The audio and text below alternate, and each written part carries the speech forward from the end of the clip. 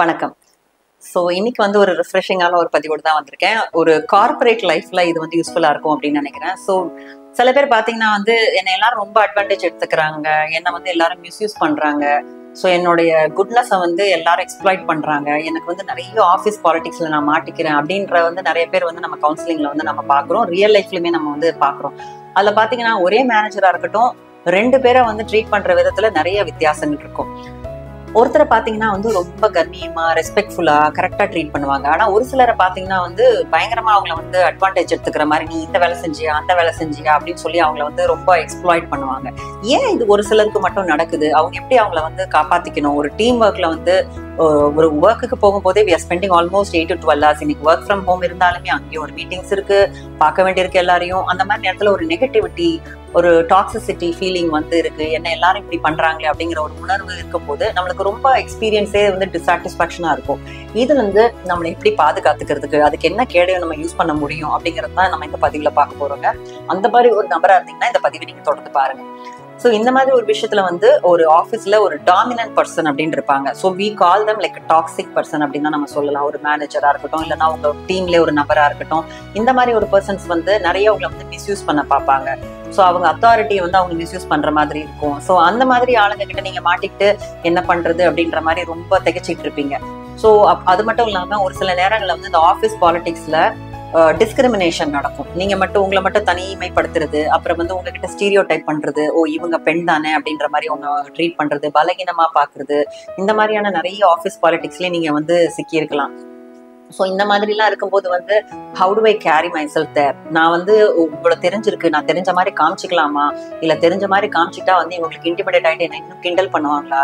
அப்புறம் சட்டில் புல்லிங்க, இன்னைக்கு என்ன நீ நீ எல்லாம் பண்ண போறியா, நீ எல்லாம் இது செய்ய போறியா அப்படிங்கிற மாதிரியான கிண்டல் கேலி பேச்சுக்கள், இதனால வரக்கூடிய கோபங்கள், அதை எக்ஸ்பிரஸ் பண்ண முடியாம அங்க இருக்கிறது, இந்த மாதிரி நிறைய சொல்லடி படுறோம் இன்னைக்கு நம்ம ஆஃபீஸ் அட்மாஸ்பியர்ல நிறைய பேர்.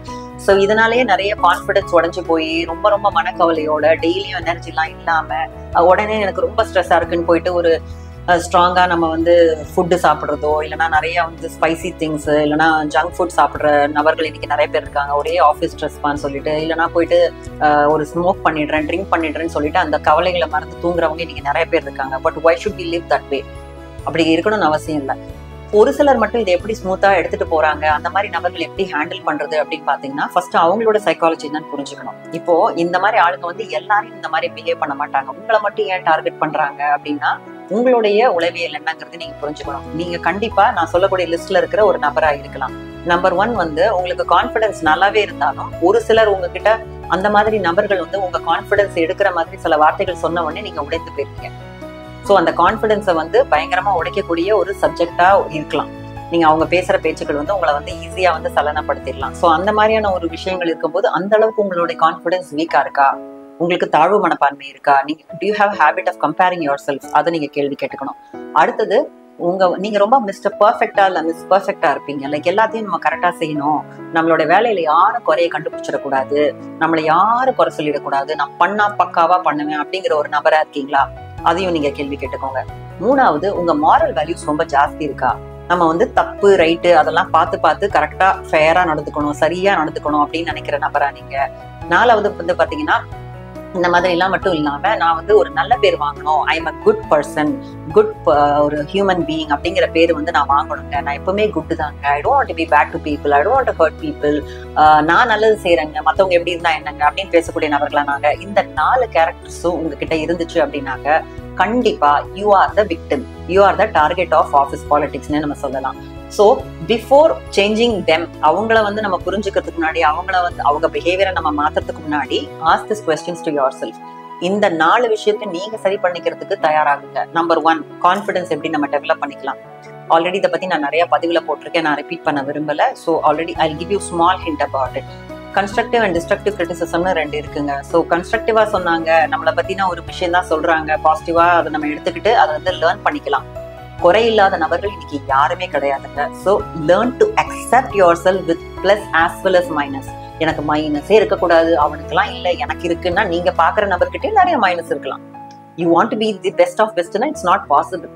learn to accept yourself with imperfections. It's okay to be wrong at times. It's okay to not know some things. It's okay to make mistakes. இந்த மாதிரி விஷயங்களை வந்து உங்களே நீங்க சுயமா மன்னிச்சுக்கிற ஒரு நபரா இருக்கணும். உங்களை பற்றின ஒரு ரெஸ்பெக்ட் உங்களுக்கு ஜாஸ்தியா இருக்கணும். உங்களை வந்து திடீர்னு நம்மள வந்து இவங்க கம்பேர் பண்ற அளவுக்கு இவங்ககிட்ட நம்ம கிட்ட எதுவும் இல்லையோ அப்படின்னு அவங்க சந்தேகப்படுத்தினால் கூட இல்ல, I am great, I am myself அப்படிங்கிற ஸ்ட்ராங்கா சொல்லக்கூடிய ஒரு பர்சனா உங்க கான்பிடன்ஸை நீங்க வளர்த்துக்கணும். அடுத்தது வந்து பாத்தீங்கன்னா, நீங்க இந்த sense of right and wrong அப்படிங்கிற ஒரு விஷயம் வந்து ஒரு நபரா இருக்கலாம். நான் சொன்ன மாதிரி இந்த மொராலிட்டி ஸ்பியருக்குள்ள நம்ம வந்து நான் வந்து ரொம்ப எல்லாத்துலயும் கரெக்டா நடந்துக்கணும் அப்படின்ற மாதிரி ஒரு பர்சனுக்கும் இந்த பீப்புள் ப்ளீசிங் மென்டாலிட்டிக்கும் நிறைய சம்மந்தம் இருக்கு. பிளஸ் நீங்க வந்து சின்ன வயசுல இருந்தே உங்களை வந்து எத்திக்கலா வளர்த்துருக்கலாம்.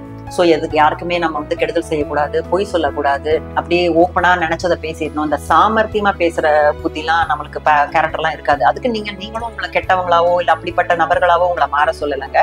But just be aware of this quality in you. அந்த மாதிரி ஒரு பர்சனா இருந்தீங்கன்னா that's not going to be. ஏன்னா இந்த திருக்குறளையும் சரி எல்லா இதிகாசங்களையும் நம்ம சொன்னது என்னன்னா, ஒரு நல்ல விஷயத்துக்கு நம்ம பொய் சொல்றதுனால ஒரு தவறு கிடையாது. ஒரு இடத்துக்கு ஏற்ற மாதிரி சாமர்த்தியமா பேச கத்துக்கிறதும் ஒரு திறன்கள் தான். இன்னைக்கு சோஷியல் ஸ்கில்ஸ். ஒரு பெரிய ஓஷனுக்கு போறீங்க, சின்ன இடத்துல இருந்து நம்ம ஸ்விம் பண்ணல, இன்னைக்கு பெரிய ஒரு இடத்துல இருக்கும்போது ஒரு சில ஸ்கில்ஸ் எல்லாம் நம்ம கத்துக்கிட்டாதான் அங்க கரை சேர முடியும். அப்படின்னா அதுல தவறு எதுவும் கிடையாது. சரி தவறுங்கிற கோட்பாடை மீறி இது யாருக்கும் வந்து கெடுதல் செய்யலைன்னா அது தவறு இல்லை அப்படிங்கிறதுனால ஒரு சில ரூல்ஸை நீங்க ரிலாக்ஸ் பண்ணிக்கலாம் உங்களுக்கு. அதனால எந்த தவறும் இல்லை. இன்னொன்னு பாத்தீங்கன்னா வந்து அந்த ஒரு ஃபேரா நடந்துக்கணும், ஜஸ்டா இருக்கணும், நான் இப்படித்தானே இருக்கிறேன், நான் இப்படித்தானே உன்னை ட்ரீட் பண்றேன், நீ என்ன இப்படித்தானே ட்ரீட் பண்ணணும் அப்படிங்கிற எதிர்பார்ப்பு வந்து கிடையாது. Please understand. 5 விரலும் ஒன்னா இருக்கிறது கிடையாது மாதிரி எல்லா நபர்களும் ஒண்ணு கிடையாது.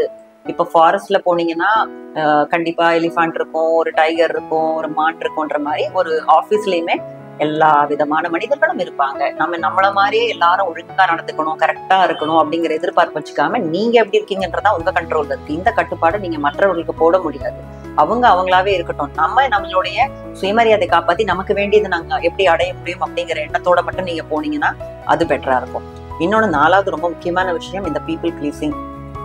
நம்ம வந்து குட், ஐ எம் குட்ங்கிறத மற்றவங்களுக்கு போகத்தான் பெரிய ஆபத்தே. நான் வந்து நல்லவங்க அப்படிங்கிறத நீங்க காமிச்சுக்கணும்ன்றத பத்தியும் நான் சில பதிவுகள் போட்டிருக்கேன். அந்த மாதிரியான ஒரு எண்ணங்கள்ல இருந்து நீங்க தயவு செஞ்சு மீண்டு வரணுங்க. யாருக்கிட்டயுமே நம்ம குட்டா இருந்து நமக்கு சர்டிபிகேட் வாங்கி எந்த ப்ரோஜனமும் கிடையாது. அதுக்கு நான் பேடா இருக்கும்னு சொல்லல. Don't want to be good in everybody's books. Is it பாசிபிள்னு கேட்டீங்கன்னா முடியவே முடியாது. உங்களுக்கு மனசாட்சிக்கு நீங்க கரெக்டா நடந்துக்கோங்க. எல்லார்கிட்டையும் நான் கரெக்டா நடந்துக்கணும், எல்லாரையும் நான் சந்தோஷப்படுத்தணும் அப்படிங்கிற ஒரு எண்ணம் வந்துருச்சுனாலே உங்களால வாழ முடியாது. இந்த வீக்னஸை யூஸ் பண்ணி தான் எல்லாரும் உங்களை வளைக்க பாக்குறாங்கிறதையும் புரிஞ்சுக்கிட்டு it's okay to be who I am. Authentically நானா இருக்கிறேன், நானா இருக்கிறது அவ்வளவு கேவலம் இல்லையே அப்படிங்கறத உணர்ந்து நம்மளுடைய ப்ரொஃபைல நம்ம லோவாவும் மெயின்டைன் பண்ண வேண்டாம். அதுக்குன்னு ஹையா நான் அவ்வளவு பெரிய ஆளாக்கும் இவ்வளவு பெரிய ஆளாக்கும் இன்னொருத்தவங்களோட ஈகவும் தூண்ட வேண்டாம். நம்ம போய் நம்ம வேலையை பார்த்துட்டு வர்ற அளவுக்கு நம்ம இருந்தா போதும். அங்க போய் நான் தான் வந்து ஒரு பயங்கரமான ஒரு உண்மை விளம்பி அப்படிங்கறத நம்ம யார்ட்டு ப்ரூவ் பண்ணி சர்டிபிகேட் வாங்கி மாட்டிக்க போறது இல்லை அப்படிங்கிற ஒரு எண்ணத்தை வச்சுக்கணும். இந்த விஷயங்கள்ல மாற்றங்கள் ஏற்படுத்துறதுக்கு சில நாட்கள் மாதங்கள் கூட ஆகலாம். But if you can work on it, உங்களை எல்லாரும் டார்கெட் பண்றது கண்டிப்பா குறையும். இதுல அத்தாரிட்டி அண்ட் கான்ஃபிடன்ஸ் அப்படிங்கிறது ரொம்ப ரொம்ப முக்கியம். Authority to speak up, assertiveness பத்தி நிறைய பதிவு போட்டிருக்கேன். ஸோ தயவு செஞ்சு உங்க உணர்வுகளை, உங்களுடைய எண்ணங்களை உறக்க பேசுங்க. By not hurting others also. Then people உங்களை பார்த்த உடனே இவங்கிட்ட எல்லாம் வச்சுக்க முடியாது, இவகிட்ட எல்லாம் வச்சுக்க முடியாதுன்ற ஒரு பயம், மரியாதை ஆட்டோமேட்டிக்கா உங்களுக்கு வந்துடும். இப்போ அடுத்த சைடு ஆஃப் த காயின் பாத்தீங்கன்னா, இந்த பீப்புள் யாரு, இந்த நபர்கள் யாரு, ஏன் நம்மளை இப்படி எக்ஸ்ப்ளாய்ட் பண்றாங்க, ஏன் இப்படி பண்றாங்க அப்படின்னு பாத்தீங்கன்னா, அவங்க வந்து முதல்ல ஒரு டாக்ஸிக் பர்சன் சொன்ன மாதிரி அவங்க கேரக்டர் என்ன நீங்க நினைச்சிட்டு இருப்பீங்க, அவங்க பெரிய அறிவாளி, பெரிய டேலண்ட், அதெல்லாம் ஒண்ணும் கிடையாது. உண்மை என்னன்னா, உண்மையான டேலண்டட் அறிவாளின்றவங்க இன்னொருத்தனை புட் டவுன் பண்ண மாட்டான், இன்னொருத்தனை தூக்கி தான் விடுவான், இன்னொருத்தனை வந்து குறை சொல்ல மாட்டான். குறை சொல்லி அவங்களை எப்படி கரெக்டான பாதையில கூட்டு வரதுன்னு தான் எடுத்துட்டு போவான். இந்த மாதிரி உன்னை புட் டவுன் பண்றாங்க, உன்னை கம்பேர் பண்றாங்க, உன்னை அசிங்கப்படுத்துறாங்கனாலே அவனுக்கே அவன் மேல நம்பிக்கை இல்லை. அதை மூடி மறைக்கிறதுக்கு தான் அவன் இங்க டாமினேட் பண்ணிட்டு இருக்கான். எங்க அந்த குறை மத்தவங்களுக்கு தெரிஞ்சா நம்மளை கண்டுபிடிச்சிருவாங்கன்ற பயத்துலதான் அவன் வந்து ஒரு பயங்கரமான ஒரு ஆக்சுவலா பசும்புல் பொருத்திய புலி மாதிரி வந்து இவன் வந்து ஆப்போசிட் சொல்லலாம், புலித்தோல் பொருத்திய ஒரு பசு. ஸோ அது தெரியக்கூடாதுங்கிறதுக்காக இவங்க வந்து டாம்பிகமா அவங்கள காமிச்சுக்கிறாங்க வழியா, உள்ளுக்குள்ள they don't know anything. We really great people will only lift others upன்றது நிறைய பார்த்திருப்பீங்க. ஸோ நீங்க என்ன நினைக்கலாம், இவங்க வந்து ரொம்ப வர்த்தியான ஆளு அப்படின்னு அவங்க மேல நீங்க ரொம்ப பெரிய அபிப்பிராயம் நீங்க வச்சிருக்கிறத முதல்ல எடுங்க. Don't give that power to anyone to exploit you. அவங்கள நீங்க பெரிய ஆளா நினைக்கிறீங்க, அவங்க மேல நீங்க வந்து ரொம்ப மரியாதை வச்சிருக்கீங்கிறது தான் முதல் வீக்னஸே. அவங்க அப்படிப்பட்ட நபர் கிடையாது, அதுக்கான உரிய நபரும் கிடையாதுங்கிறத உணர்ந்துட்டு அந்த மரியாதையும் அந்த இது இருந்தா போதும். அதுக்குன்னு அவங்களை அவ்வளவு பெரிய பெடஸ்டல்ல வைக்கிறத முதல்ல இறக்குனாலே இவனா என்ன நம்மள மாதிரி மனுஷன் தானன்ற எண்ணம் வந்துடும், அவன் மேல இருக்கிற பயம் போயிடும், உங்களால நீங்களாவும் இருந்துக்க முடியும். ஸோ இந்த ஒரு விஷயம் தெரிஞ்சுக்கிட்டாலே பாதி பேர் இந்த விக்டிம் ஆகுறதுல இருந்து வெளியில வந்துட முடியும். ஸோ இந்த பதிவுல வந்து உங்களை பற்றின கேரக்டர்ஸும் சொல்லியிருக்கேன், எதுல நீங்க ஒர்க் பண்ணணும், எதனால நீங்க இந்த மாதிரி பாலிடிக்ஸ்க்கும் டிஸ்கிரிமினேஷனுக்கு ஆளாகிறீங்கன்னு. இதுல ஏதாவது ஒரு கேரக்டர் உங்ககிட்ட இருந்தாலே இந்த பிரச்சனைகள் திரும்ப திரும்ப வருங்கிறதுனால எப்படியும் ஒரு ஆஃபீஸ்ல ஒரு புலியோ ஒரு சிங்கமோ இல்லைன்னா ஒரு நரியோ இருக்குதாங்க செய்யும். புலி சிங்கம் கூட இருக்கலாம், அந்த நரி தான் இருக்கக்கூடாது. அந்த நரி எப்படி இருப்பாங்க, அந்த மாதிரி ஆளுங்கிட்ட மாட்டிக்கூடாதுன்னா அந்த நரியோட குணத்தையும் நீங்க தெரிஞ்சுக்கணும். ஸோ அவங்களோட குணாதிசயம் தெரியும் போது நம்ம ஒன்னும் யாருக்கிட்டையும் வந்து டிஸ்ரெஸ்பெக்ட் ஆகலை, அவனோட கேரக்டர் கேவலமா இருக்குன்றத புரிஞ்சாலே உங்களுக்கு ரொம்ப ரொம்ப ஒரு நிம்மதியா இருக்கும். ஸோ இந்த பதிவு ரொம்ப ரொம்ப இந்த மாதிரி கஷ்டப்பட்டு இருக்கவங்களுக்கு ஒரு வரப்பிரசாதமா இருக்கும் அப்படிங்கறத நான் நினைக்கிறேன். So please share this video if you find it helpful and useful. And இந்த மாதிரி பதிவுகளுக்கு உங்களுக்கு டாபிக்ஸ் வேணும்னா கண்டிப்பா காமெண்ட்ஸ்ல கொடுங்க. இன்னொரு இன்ட்ரெஸ்டிங்கான யூஸ்ஃபுல்லான டாபிக்கோட நான் உங்களை மறுபடியும் மீட் பண்றேன். நன்றி, வணக்கம்.